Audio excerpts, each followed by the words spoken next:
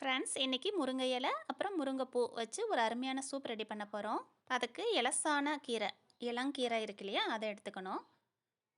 பூ செக் பண்ணி தண்ணியில் நல்லா அலசிட்டு, ரெண்டையும் தண்ணியில் நல்லா அலசிட்டு எடுத்து வச்சுக்கோங்க.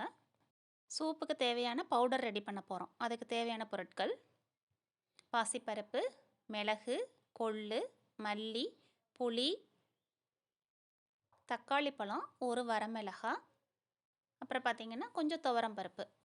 இதில் தக்காளி, புளி, வரமிளகாய் தவிர்த்து மற்ற எல்லா பொருளையும் நல்லா நைஸாக மிக்ஸி ஜாரில் போட்டு அரைச்சி எடுத்து வச்சுக்கோங்க. அந்த தக்காளி, புளி, வரமிளகாயோட நம்ம என்ன பண்ண போகிறோம், அந்த அலசி வச்ச கீரையை போட போகிறோம். கீரை, பூ எல்லாத்தையும் ஆட் பண்ணிக்கிறோம்.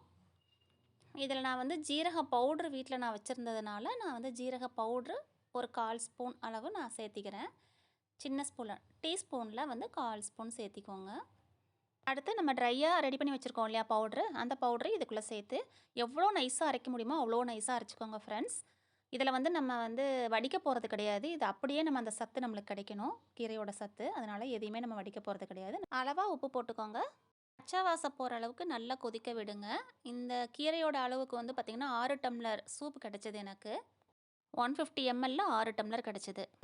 டேஸ்ட் எக்ஸ்ட்ராடினரியாக இருந்துச்சு ஃப்ரெண்ட்ஸ்.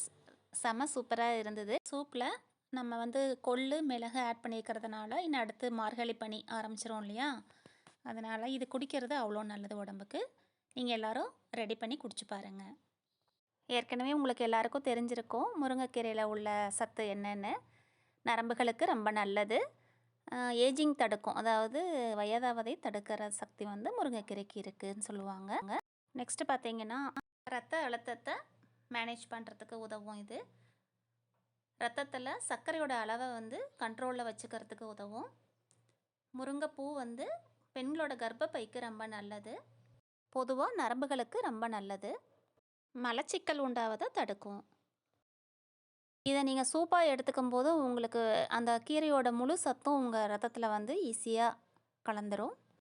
செரிமான பிரச்சனை எதுவும் வராது. இன்னும் யூஸ்ஃபுல்லான டிப்ஸோட நிறைய வீடியோஸ் வரும் ஃப்ரெண்ட்ஸ். நம்ம சேனலை லைக் பண்ணி ஷேர் பண்ணி சப்போர்ட் பண்ணுங்கள். சப்ஸ்கிரைப் பண்ணாதவங்க இது வரைக்கும் சப்ஸ்கிரைப் பண்ணி சப்போர்ட் பண்ணுங்கள்.